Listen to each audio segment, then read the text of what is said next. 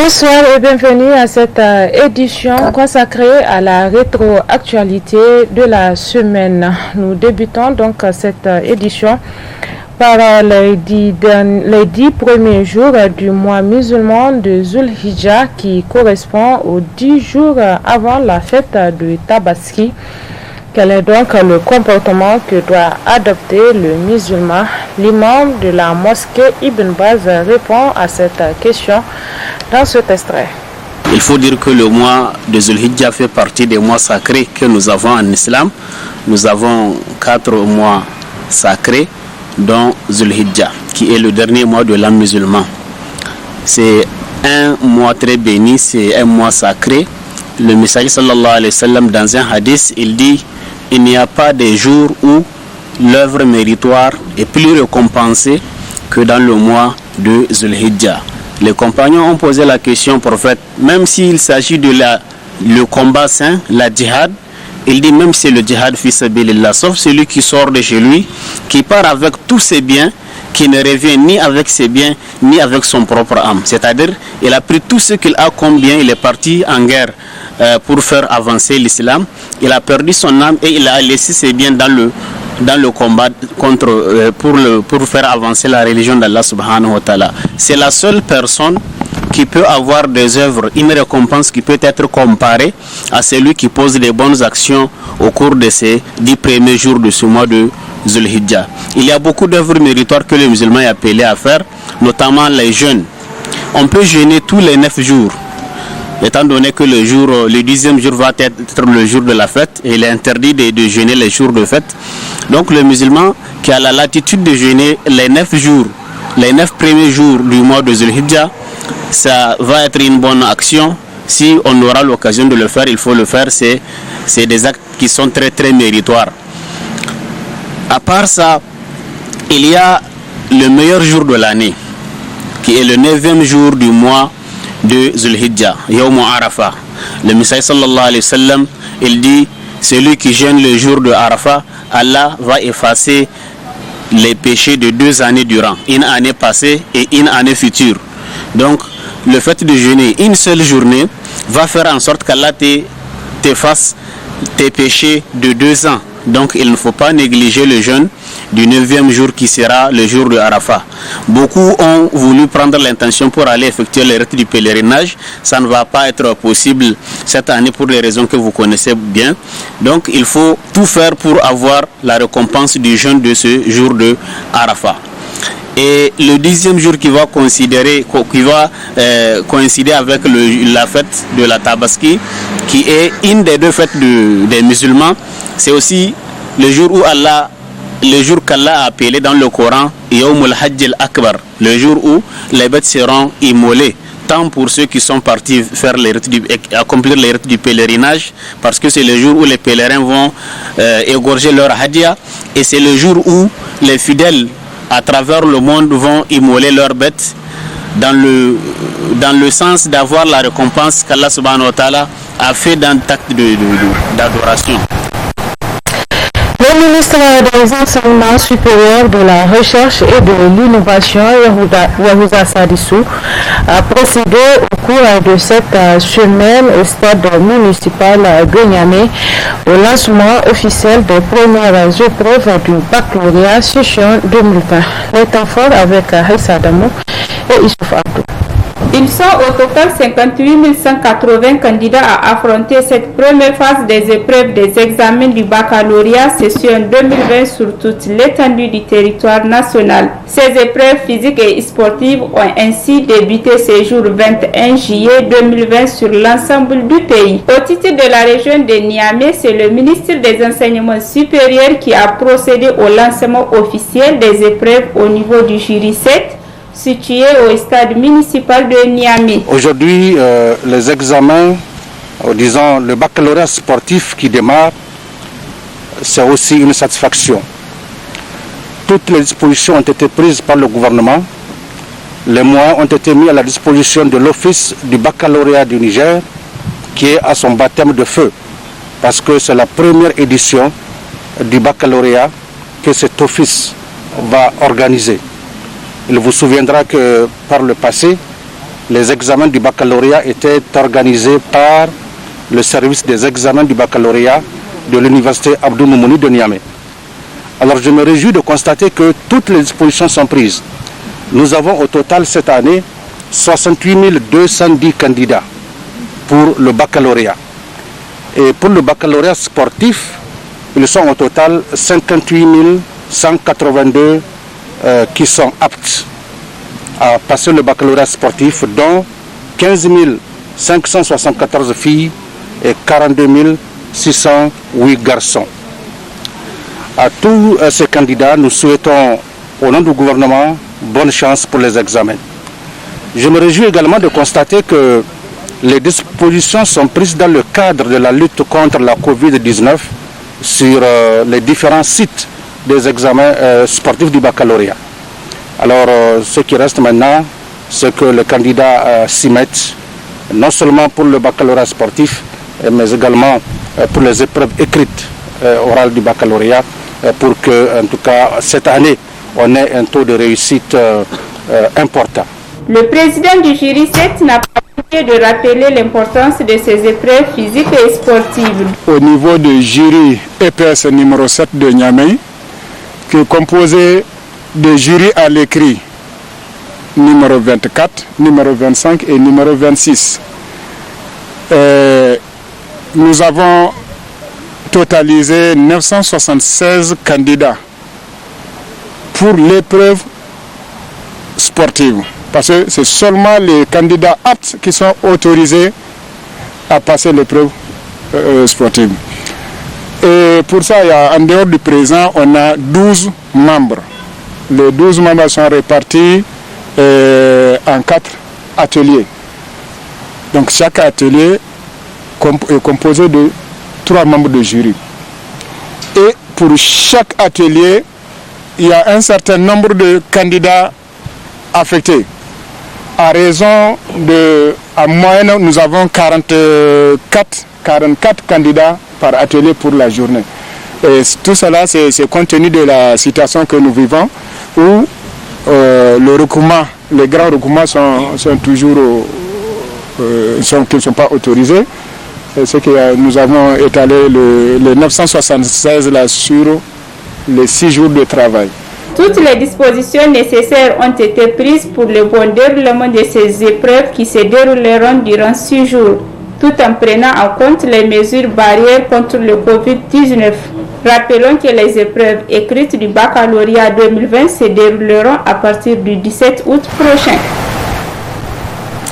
Parlons des vacances, plus précisément de l'enseignement islamique, un moment privilégié par les parents pour l'éducation islamique de leurs enfants pendant ces grandes vacances. Reportage. Communément appelées Makaranta, les écoles coraniques assurent aux jeunes enfants une formation religieuse pendant le temps de vacances. C'est donc pour apprendre leur religion que les parents envoient leurs enfants dans les écoles coraniques pendant cette période de vacances scolaires. Chaque année, nous organisons ce genre de cours de vacances afin que les enfants puissent bénéficier du temps qu'ils ont pendant ces vacances. Donc notre objectif est d'amener notre contribution à la Oumma islamique pour que les enfants aient une connaissance sur leur religion qui est l'islam. C'est pour cela que nous organisons ce genre de cours de vacances afin de leur préoccuper leur temps que de les laisser dans la rue courir d'ici par là. Les jeunes apprenants sont ainsi initiés dans différentes filières spécifiques. Les filières, il y a le Coran, il y a les hadiths du prophète, la vie du prophète, le monothéisme, les azkar, les azkar, les invocations. Et donc il y en a voilà, autre matière à part cela. La formation dure 2 mois. Vis-à-vis de la situation actuelle qu'on est dedans, normalement les années passées on a jusqu'à 3 mois, mais cette année on a seulement 2 mois, Inch'Allah, qu'on va essayer de gérer la formation, Inch'Allah. Un certificat, il y a 2 examens même qui vont, 2 compositions pendant la formation. Donc à la fin de la formation, il y a les bulletins qu'on livre aux parents afin de leur montrer ce que leurs enfants ont appris pendant ces cours de vacances. parole, c'est d'appeler aux parents et de leur dire d'être engagés envers leurs responsabilités. Donc vis-à-vis de la situation, les parents n'ont pas assez de temps maintenant pour apprendre leurs enfants ce qui est de leur religion. Donc ils n'ont qu'à amener les enfants pour qu'on leur apprenne leur religion. Les parents sont de plus en plus nombreux à s'intéresser aux écoles coraniques pendant les vacances scolaires pour une bonne formation religieuse de leurs enfants. C'est d'ailleurs un des droits des enfants vis-à-vis de leurs parents. Autre fait et a marqué l'actualité de cette semaine, c'est bien sûr la journée d'échange et de vulgarisation de la charte éthique pour la couverture médiatique des migrants organisée par l'Association des journalistes pour la sécurité et les migrations et l'Observatoire des migrants en détresse. C'était donc à la Maison de la Presse sous le patronage du président du Conseil supérieur de la communication. Haïssa Adamou et Bachir Henkoy y étaient également. Cette journée d'échange et de vulgarisation sur la charte éthique pour la couverture médiatique des migrations est la toute première activité de l'Association des journalistes pour la sécurité et des migrations AJSM Niger. C'est le président de cette association qui a procédé à la présentation de celle-ci et de ses objectifs. La charte éthique pour la couverture médiatique des migrations, une charte qui a été adoptée en décembre dernier par une trentaine de journalistes venus de 4 continents qui s'étaient réunis à Carthage en Tunisie sous l'égide de l'Organisation internationale pour les migrations OIM. Cette charte vient rappeler aux journalistes et aux rédactions les principes déontologiques devant s'appliquer à la couverture médiatique des migrations. Elle a été officiellement lancée en février dernier et depuis, ses rédacteurs s'activent à la vulgariser pour en faire un outil supplémentaire de travail pour les journalistes, notamment ceux qui s'intéressent à la question migratoire. Ici au Niger, c'est donc notre association, l'Association des journalistes pour la migration, qui est partie prenante à la rédaction de cette charte qui pilote la campagne de vulgarisation dont la journée d'aujourd'hui marque le lancement. Procédant au lancement des échanges, le président du Conseil supérieur de la communication CSC est revenu sur l'intérêt du sujet. La migration est un sujet qui suscite un intérêt particulier du public et des médias. C'est aussi un phénomène difficile à documenter pour les journalistes car le plus souvent, le traitement médiatique des questions migratoires fait l'objet de dérapages regrettables avec des images et des titres versant dans le sensationnisme, la stigmatisation et les discours xénophobes qui attisent la haine. Il est donc essentiel que les journalistes possèdent des connaissances et les compétences nécessaires pour écrire sur le sujet de manière factuelle et mettre en avant le respect des droits des migrants. Pour ce faire, les règles éthiques de base de la profession doivent prendre un relève tout particulier, tant les conséquences pour les personnes peuvent être dommageables. D'où la nécessité pour les journalistes de disposer notamment d'une charte spécifique en la matière. Je suis heureux de constater qu'il existe une telle charte, la charte éthique sur la couverture médiatique des migrations. Elle rappelle aux journalistes et aux rédactions les principes déontologiques qui doivent s'appliquer à la couverture médiatique des migrations. Pour mieux édifier le public, la charte d'éthique a même été présentée. Nous, les journalistes du pays du Sud, nous ne devons plus nous contenter de reprendre les clichés et les images distillées par nos confrères du Nord sur les migrants. Il faut arrêter de reprendre chaque fois comme des perroquets ce que disent les grands médias qu'on appelle du Nord, que ce soit RFI, BBC ou d'autres Reuters, etc., etc. Il faut aller en profondeur. Notre rôle donc, en tant que médias du Sud, est de déconstruire les représentations du migrant qu'on tente de nous imposer. Tout au long des assises, des débats fructueux ont été engagés autour de cette charte. Les journalistes sont ainsi mieux édifiés sur les principes d'éthique et de déontologie encadrant leur métier, surtout en ce qui concerne la couverture médiatique des migrations.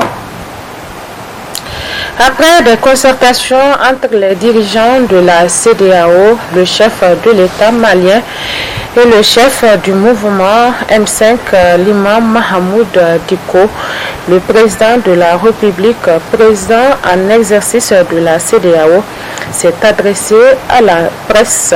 Nous le suivons. à cette crise politique. Et comme vous le savez, ce n'est pas la première mission de la CEDEAO à Bamako. Déjà, il y a quelques semaines, nous avions eu à envoyer une mission du ministre des Affaires étrangères de cette même pays de la CEDEAO. Et après, nous avons envoyé une mission avec à sa tête le médiateur mis en place pour le Mali, l'ancien président du Nigeria, Jonathan.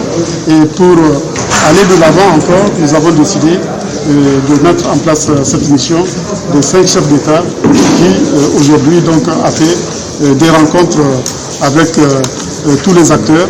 D'abord avec son Excellence le Président de la République, Ibrahim Boubacar Keïta, puis avec l'imam Doko et le M5. Nous avons rencontré également la majorité présidentielle ainsi que la société civile. Dans toutes ces rencontres, l'objectif est de trouver le compromis qui permettra une sortie de crise rapide au Mali. Et je suis optimiste, je forme l'espoir qu'une solution sera trouvée, mais nous avons décidé de faire un compte rendu à l'ensemble des chefs d'État de la CEDEAO dans le cadre d'un sommet extraordinaire qui est convoqué pour le lundi 26 juillet prochain. Et donc à l'issue de ce sommet-là, je pense que la CEDEAO prendra des mesures fortes pour accompagner le Mali. Monsieur le Président, l'opposition de l'Occident au sortir de la réunion a affirmé que les lignes n'ont pas bougé. Est-ce que ça veut dire que le compromis recherché n'a pas été trouvé encore aujourd'hui? Je ne désespère pas. Je pense qu'on trouvera le compromis. Comme je vous ai dit, je vous donne rendez-vous le lundi prochain, 26 juillet, à l'occasion du sommet extraordinaire que nous allons convoquer par visioconférence. La CEDEAO prendra des mesures fortes pour contribuer à la sortie de cette crise politique que connaît le Mali. Monsieur le Président, est-ce que le départ du président Ibeka est toujours la ligne rouge de la CEDEAO? Absolument. Le départ du président Ibeka est sans ambiguïté une ligne rouge pour la CEDEAO qui est régie par un protocole sur la démocratie et la bonne gouvernance de l'espace CEDEAO. Et ce protocole prévoit qu'il n'y a pas de changement anti-constitutionnel du pouvoir dans tous les pays de l'espace CEDEAO. Faire partir le président Ibrahim Boubacar Keïta aujourd'hui, alors qu'il a été élu démocratiquement par le peuple malien, serait anticonstitutionnel pour la CEDEAO. Et en ce qui concerne le premier ministre, c'est bon, merci. Ces derniers temps, la question des élections locales alimente les débats. Ces élections sont d'une importance capitale, surtout pour les partis politiques peu représentatifs. Retour sur les enjeux liés à ces élections avec l'acteur de la société civile nigérienne, Maman Bachar. Chaque fois qu'il est question d'élections locales, c'est des reports en report et finalement, souvent, c'est l'absorption même d'un mandat comme c'est le cas ici à l'occurrence. Normalement, à l'occasion des élections de 2016, on devait aussi faire les élections locales. Je parle des élections générales, c'est-à-dire celles qui portent pour l'élection du président de la République et les membres de l'Assemblée nationale. Ça devait être dans la même période, couplé ou non couplé, mais quand même qu'il y ait des élections locales. Malheureusement, à lieu et place de ces élections locales, on a assisté, si vous voulez, à une absorption donc de mandats qui a conduit donc les autorités en place de procéder à des nominations donc de ce qu'on appelle désormais les délégués spéciaux. Les délégués spéciaux sont des citoyens nommés. Ils ne sont pas des citoyens élus. Ce qui fait que leur marge de manœuvre par rapport aux aspirations donc, des citoyens de communes, elle est assez réduite. Très souvent, ils sont écartelés entre deux soucis majeurs, ou sinon, j'allais dire, deux épines. Donc, soit ils satisfont donc ceux qui les ont élus, au risque d'avoir des problèmes par la suite, parce que ce n'est pas toujours ce qu'on leur demande qui soit conforme aux règles établies, ou bien alors ils ne satisfont pas ceux qui les ont nommés et ils seront démis immédiatement. Donc ça veut dire que l'exercice de leur autorité n'est pas une émanation populaire, n'est pas le produit d'une élection voulue par les citoyens qu'ils sont censés administrer. Donc ça fait un décalage entre les administrateurs et les administrés. Suite de la tournée de prise de contact et de proximité du président du PNDS Taraya, je vous propose de suivre l'étape de Garhama et Bouza.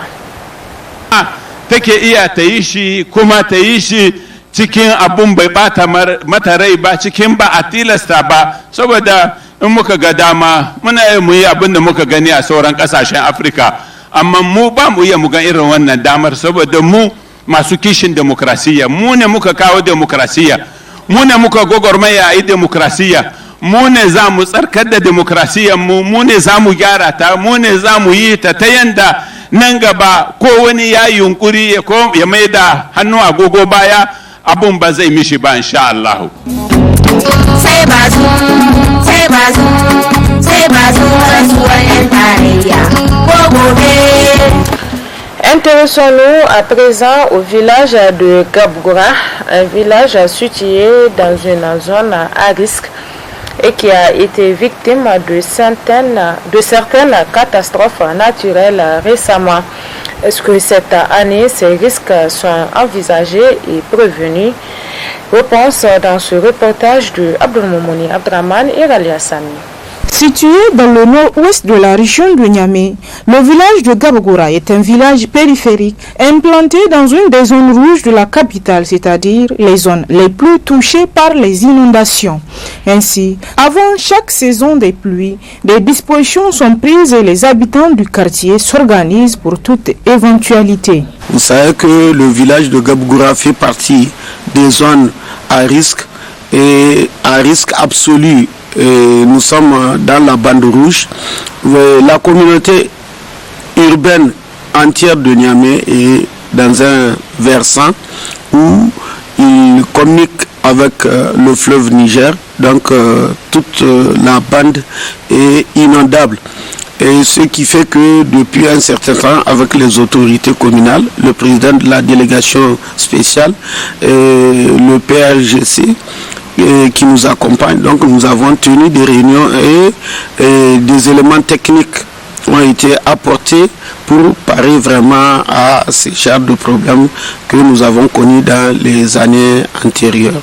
Il faudrait aussi souligner que de par sa position, le village de Gabgoura est inondable de deux côtés. Fort heureusement, les autorités de la ville de Niamey accompagnent ce village. Nous avons procédé à la sensibilisation de la population parce que la population aussi joue un rôle dans ces genres d'événements et avec les équipes techniques et du ministère concerné, nous avons mis en tout cas un système de coordination qui fait qu'avec les sapeurs-pompiers, bien sûr, qui fait en sorte que tout le monde doit être informé à la seconde de tout problème qui peut advenir pendant que ce soit la nuit, que ce soit le jour. Nous avons déploré certains problèmes qui assaillent surtout les lotissements de manière anarchique et nous avons déploré aussi la route nationale qui a été vraiment construit à grands frais, mais qui n'a pas tenu compte de la préoccupation de la population. Ça veut dire que nous, en tant qu'autorité coutumière, nous n'avons pas été associés parce qu'on nous a fait une route comme si on était en rase campagne. Cela aussi a des difficultés d'écoulement d'eau. Les précipitations viennent la nuit et que par conséquent, il va falloir redoubler de vigilance. Le numéro de téléphone des sapeurs-pompiers est disponible, le numéro du chef de village est disponible, le numéro des autorités communales sont disponibles. Donc chacun en ce qui le concerne peut directement saisir qui de droit, mais de préférence converger les renseignements vers le chef de village qui à son tour informera qui de droit. Donc j'appelle aussi au gouvernement que vraiment les travaux qu'ils doivent faire les ouvrages et autres, on doit les faire avant l'hivernage et non pendant l'hivernage. Donc c'est des erreurs qui se passent de part et d'autre et il faut que chacun en ce qui le concerne puisse corriger vraiment ces erreurs-là pour que nous puissions vraiment vivre en harmonie. Alors, on rappellera que la météorologie nationale a prévu des fortes précipitations cette année.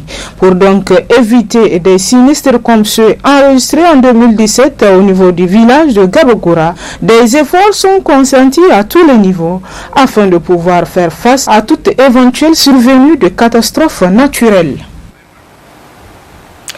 La saison des pluies s'installe progressivement dans notre pays. Les paysans et cultivateurs sont déjà dans les champs. Une de nos équipes a fait un tour pour constater l'évolution de cette campagne. Retrouvons une fois de plus Ralia Sami et Abdelmoumouni Abdraman. Cette année, selon les prévisions météorologiques, le Niger va enregistrer des fortes précipitations au grand bonheur des cultivateurs qui s'attellent déjà à travailler leurs champs. À mi-parcours de ce mois de juillet déjà, l'on peut constater que la campagne agricole bat son plein avec des précipitations régulières, notamment sur certaines régions agricoles, ce qui laisse présager une très bonne saison des cultures.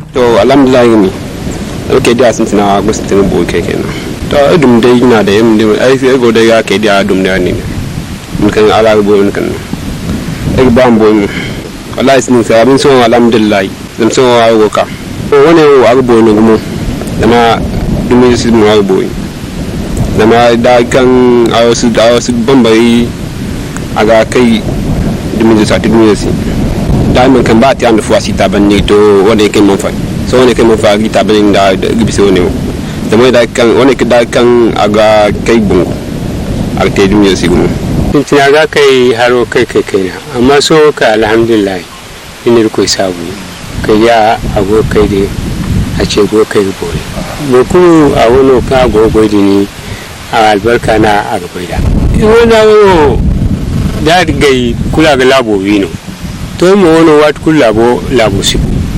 Dans l'espoir d'une bonne campagne agricole, les cultivateurs sont à pied d'œuvre dans leur travail, soit avec la roue traditionnelle ou encore le chariot de vache pour ceux qui en ont les moyens.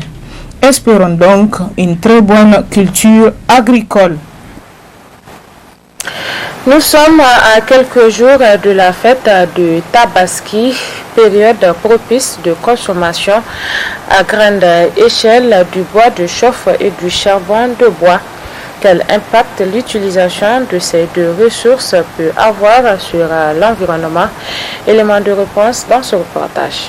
Le Niger est un pays sahélien qui n'est pas épargné par les aléas climatiques. Pour donc sauvegarder l'environnement, il est important que pendant certains temps de grande consommation du bois de chauffe, comme à l'occasion de la fête de la Tabaski, que les populations remplacent ce bois par du charbon minéral. Ce dernier est une source d'énergie fiable et économique. Le charbon minéral peut remplacer utilement le bois, étant donné que avec un seul sac de 40 kg, vous pouvez cuire 4 moutons, ce que le bois n'arrive pas à faire. Et vous savez bien que le sac de charbon étant subventionné, il fait 2500. Donc avec un sac de 2500, vous pouvez cuire 4 moutons. Voilà l'utilité de ce charbon minéral. Il y a eu des séances de vulgarisation. En tout cas, il y a actuellement même des animatrices que vous pouvez inviter pour vous apprendre comment allumer le charbon. En réalité, c'est très très facile. C'est que le charbon minéral n'est pas le charbon de bois. Vous ne pouvez pas l'allumer avec du pétrole ou du gasoil ou de l'essence, non. Il ne s'imbibe pas comme le bois. Donc vous avez besoin d'un catalyseur, ça peut être des éclats de bois, surtout des éclats de bois. Donc une fois que le feu est allumé, vous versez le charbon minéral là-dessus, à ce moment-là, il peut prendre. Les Nigériens commencent d'ailleurs ces dernières années à s'en approprier. C'est avec les amis que j'ai appris que c'est bénéfique et c'est plus facile et c'est moins polluant. Oh, c'est le bien dans la famille, madame. C'est de la famille. En fait, nous, la population, c'est un appel criant. Pourquoi ils n'ont qu'à venir acheter, c'est avantageux aussi pour économiquement et que pour l'environnement aussi. Ça permet de préserver l'environnement, c'est économique aussi. Pour stopper l'exploitation abusive des ressources forestières, les populations doivent être sensibilisées sur la substitution du charbon minéral au bois de chauffe. Le charbon minéral est d'ailleurs plus accessible et plus facile à utiliser. C'est une source d'énergie locale, propre, fiable et surtout économique. Et c'est l'essentiel de cette rétroactualité de la semaine. Merci à vous de l'avoir suivi. Passez d'excellents moments en compagnie de nos programmes et surtout bon début de semaine. Au revoir.